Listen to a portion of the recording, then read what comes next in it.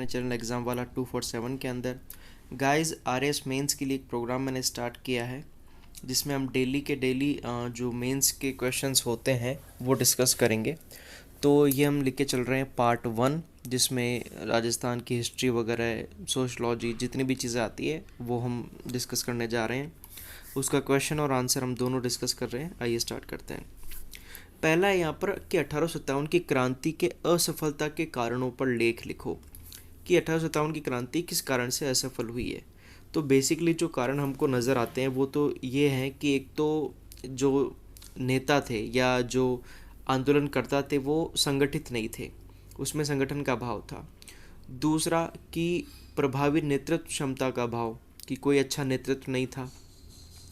तीसरा ये कि आधुनिक हथियार नहीं थे।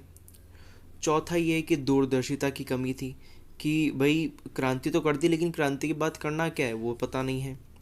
फिर ये कि क्रांति के केंद्र सीमित थे, पूरी जगह क्रांति नहीं हुई, पूरा राजस्थान में क्रांति नहीं हुई। इस प्रकार के कई सारे कारण हैं। तो आइए स्टार्ट करते हैं। फर्स्ट पॉइंट है योजना व समन्वय का अभाव। देखो क्या है कि ब्रिटिश साम्राज्य को चुनौती देने के लिए मजबूत रणनीति व कूटनीति की आवश्यकता थी, पर सभी छावनियां यह रूपरेखा बनाने में असफल रही। अलग अलग समय पर क्रांति होने से अंग्रेजों को विद्रोहियों से निपटने का अवसर मिल गया। बिल्कुल सही बात है। फिर क्या है, फिर सेकंड है प्रभावी केंद्रीय नेतृत्व की अनुपस्थिति। केंद्रीय नेतृत्व मतलब बहादुर शाह जफर के नेतृत्व में ये लोग लड़ना चाह रहे थे, लेकिन वो खुद अनभिज्ञ थे कि क्या करना है।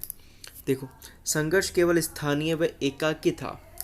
केंद्र व अनन्य दृष्टिकोण का अभाव था, सबको पता है।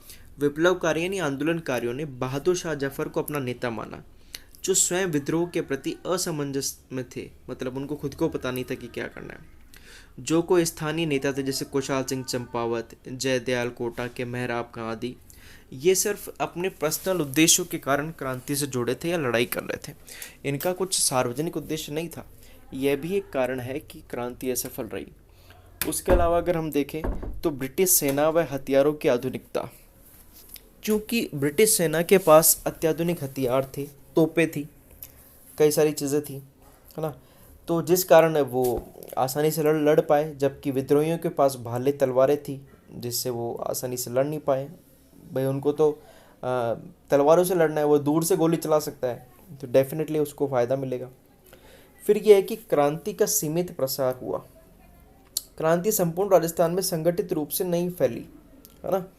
कुछ ही केंद्र थे इसके, जैसे नीमच था, आउवा था, नसीराबाद, ये कुछ ही केंद्र थे, तो सीमित प्रसार था। फिर ये क्या था कि हमारे जो रियासत वाले थे, जो राजा वगैरह थे, उनका भरपूर सहयोग मिल गया अंग्रेजों को। तो क्रांति के दमन हेतु राजस्थान की सभी रियासतों ने ब्रिटिश शासन का सहयोग किया, जैसे बीकानेर के सरदार सिंह ने, मेवाड़ के स्वरूप सिंह ने आदि ने। फिर क्या है, वैकल्पिक केंद्रीय सत्ता की एब्सेंस थी। जो वैकल्पिक केंद्रीय सत्ता थी उसकी एब्सेंस, मतलब केंद्र का कोई सहयोग नहीं था। विद्रोही ब्रिटिश शासन के स्थान पर अन्य शासन प्रणाली को जनता के समक्ष परिभाषित नहीं कर सके। भाई अगर तुम क्रांति कर रहे हो तो मतलब तुम वर्तमान शासन से परेशान हो, उसको हटाना चाहते हो। जब तुम उसको हटाना चाहते हो तो लगाना किसको चाहते हो, तो वो उसका जवाब नहीं था उनके पास, जिसके कारण क्रांति जनमानस का समर्थन और पॉपुलरिटी हासिल नहीं कर सकी। ठीक है, तो ये भी एक कारण था। फिर क्या है, राजस्थान के विप्लवकारियों में त्याग व बलिदान की भावना प्रबल थी, लेकिन संगठनात्मक एकता व कुशलता का अभाव था। अधिकांश क्रांतिकारी धन शस्त्र व अन्य संसाधनों की कमी से जूझते रहे, जैसे तात्या टोपे हुए, तो उनको उनके पास नहीं थे। सभी कारणों से राजस्थान में 1857 का विप्लव अपने उद्देश्य में असफल रहा। वह अंग्रेजी शासन को पूर्णतः समाप्त नहीं कर सका। 1857 की क्रांति को पूर्णतः असफल करना उचित नहीं होगा, क्योंकि क्रांति ने आगामी आंदोलन के लिए एक रूपरेखा तैयार की थी, प्रेरणा स्रोत का कार्य किया। कई नायक जैसे कुशाल सिंह चंपावत, तात्या टोपे राजस्थान की लोक कहानी व लोकगीतों में अमर हो गए। तो असफल किसी चीज़ को कहना गलत है, क्योंकि जो भी पहली चीज़ होती है वो अगली चीज़ के लिए मार्गदर्शक का कार्य करती है, तो असफल तो नहीं था। अब अगला क्वेश्चन देखते हैं। अगला क्वेश्चन है कि स्वतंत्रता संग्राम में राजस्थान की महिलाओं की भूमिका को रेखांकित करो, कि क्या भूमिका रही। ठीक है, तो देखो कि रानी पद्मिनी, कर्मावती, सहल कंवर, पन्नाधाय जैसी वीरांगनाओं की धरा है ये। उस धरा से स्वतंत्रता संग्राम में भी अनेक महिलाओं ने भाग लिया। कहते हैं ना कि अबला जीवन हाय तुम्हारी यही कहानी, आंचल में है दूध और आंखों में पानी। मैथिली शरण गुप्त जी की ये पंक्तियाँ उन्होंने लिखी थी। भले ही अन्य महिलाओं पर जरूर लागू होती हो, लेकिन राजस्थान की क्षत्राणियों व वीरांगनाओं पर नहीं लागू होती, जिन्होंने घर आंगन भी संभाला व युद्ध आंदोलन में भी रणचंडी बनकर शत्रुओं पर टूटी। इनमें कुछ नाम प्रमुख है, जैसे पहला नाम आता है जानकी देवी बजाज का। ये जमनालाल बजाज की धर्मपत्नी थी। इन्होंने जमनालाल बजाज के साथ प्रजामंडल व भारत छोड़ो आंदोलन में भाग लिया व जयपुर प्रजामंडल के अधिवेशन की अध्यक्षता भी की। फिर आती है अंजना देवी चौधरी। ये रामनारायण चौधरी के साथ मेवाड़ व बूंदी किसान आंदोलन में भाग लिया।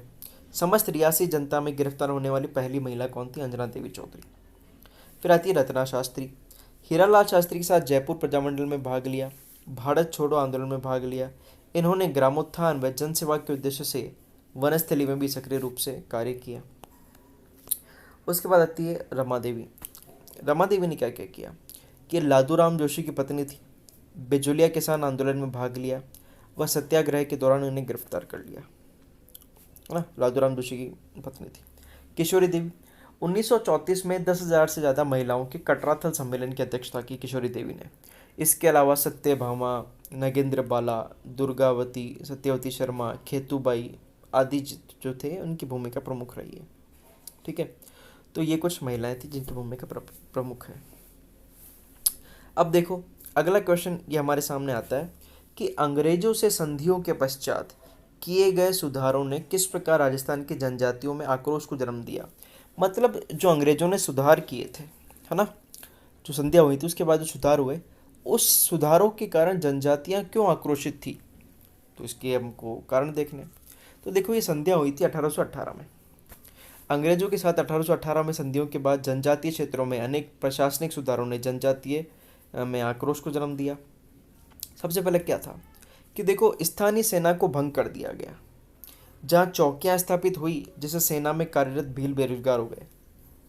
पहले जो भील लोग थे वो सेना में कार्यरत थे, अब इन्होंने चौकियाँ स्थापित हुई, स्थानीय सेना भंग कर दी गई। तो अब अंग्रेज अधिकारी खुद यहाँ पर वो करते थे, सुरक्षा करते थे, तो इसलिए फिर वो आक्रोशित हुए। कौन कौन सी देखो, 1822 में मेरवाड़ा बटालियन, 1841 में मेवाड़ भील कॉर्प आदि।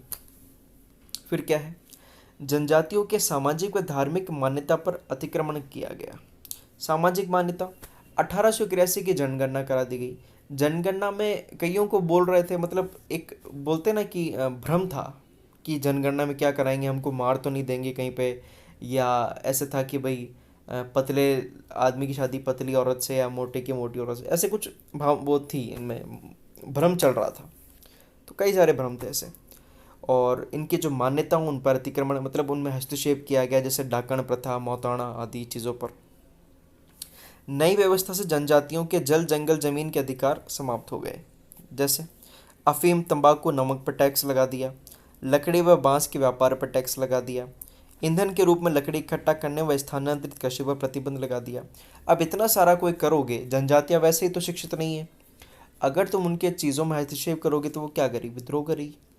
ठीक है, और देखो राजमार्गों की रक्षा व गांव के चौकीदारों के लिए जो कर लिए जाते थे, क्रमश बोलाई व रखवाली को लिए जाते थे, वो समाप्त कर दिया। पहले ये भी लोग क्या करते थे कि टैक्स लिया करते थे चौकीदारी और गांव की रक्षा के लिए।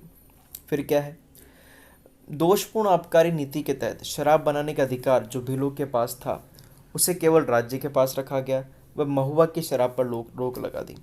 महुआ की शराब एक कच्ची शराब होती है, उसको मोरडा भी बोलते हैं, मोरडा शराब भी बोलते हैं। अब एक आजीविका का स्रोत भी था इनके, और ये खुद के प्रयोग में भी लेते थे, लेकिन उस पर रोक लगा दी।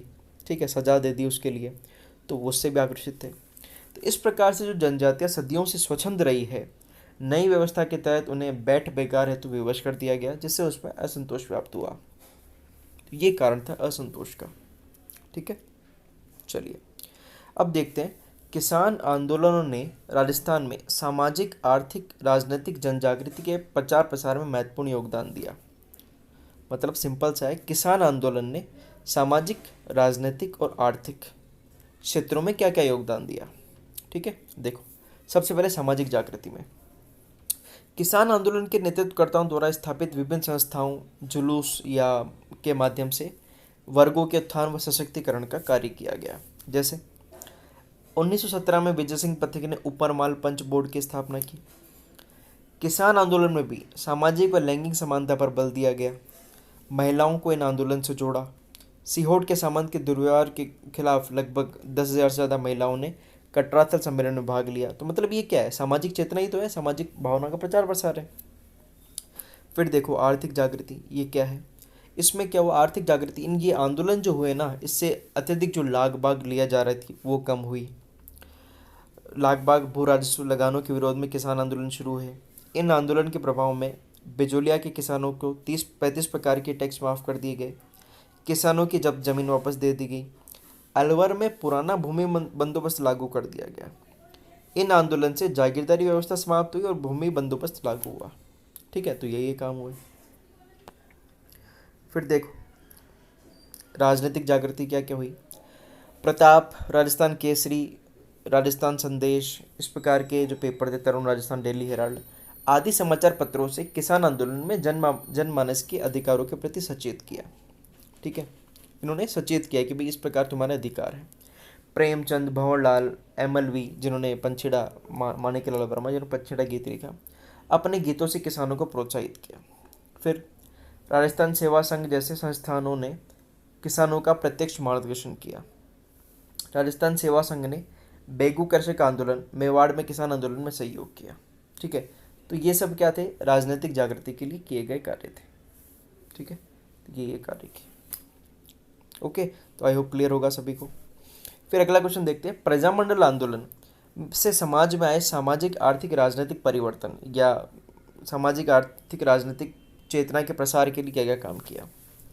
तो देखो प्रजामंडल आंदोलन क्यों थे कि रियासतों में उत्तरदायी शासन की स्थापना करने के लिए प्रजामंडल की स्थापना की गई थी।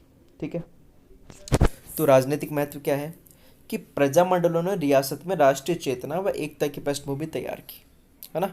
रियासतों में राष्ट्रीय चेतना की भावना संचार की। जैसे मेवाड़ अधिवेशन के दौरान JB कृपलानी, विजयलक्ष्मी पंडित ने भाग लिया। ठीक है, इसका मतलब क्या हुआ कि प्रजामंडलों ने रियासतों में राष्ट्रीय चेतना व एकता की पृष्ठभूमि तैयार की। राष्ट्रीय चेतना जगह किसमें, प्रजामंडल में, कि भाई उत्तरदायी शासन स्थापित करो, राष्ट्र से जोड़ो उसको। फिर राजशाही सामंती व्यवस्था के उन्मूलन व संवैधानिक लोकतांत्रिक व्यवस्था की स्थापना पर बल दिया। जो सामंती व्यवस्था, राजशाही व्यवस्था चल रही थी, उसके उन्मूलन और संवैधानिक लोकतांत्रिक व्यवस्था पर बल दिया। जोधपुर में नगरपालिका का गठन पहले जातीय आधार पर किया जाता था, बाद में क्षेत्रीय व बालिग मताधिकार के रूप में किया जाने लगा। ठीक है, तो जोधपुर में पहले क्षेत्रीय आधार पर किया जाता था, फिर इसमें चेंज कर दिया गया। ठीक है, तो ये का अंतर हुआ। फिर क्या हुआ, उत्तरदायी सरकार के निर्माण की अवधारणा ने शासकों को प्रशासन में जन नेताओं की भागीदारी देने के लिए विवश कर दिया, जिससे जनता की समस्या का प्रभावी निराकरण हो पाया। फिर क्या है, मेवाड़ मंत्रिमंडल में प्रजामंडल के नेता देवीशंकर तिवारी व दौलतमंद भंडारी को शामिल किया गया। शाहपुरा रियासत में गोकुलाल असावा के नेतृत्व में उत्तरदायी शासन का गठन हुआ।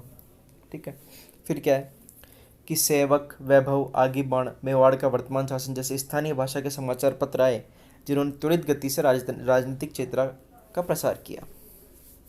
ये इस प्रकार से प्रजामंडल आंदोलन में भाग लिया। फिर क्या है, सामाजिक महत्व क्या क्या है, समाज में क्या क्या है। देखो समाज में जो भी महत्व आएंगे वो देखो, एक तो शिक्षा से जुड़ा होगा, एक छुआछूत या एक लैंगिक भेदभाव को मिटाया, आगे के आंदोलन का मार्ग प्रशस्त किया, इस प्रकार की चीज़ें आएंगी।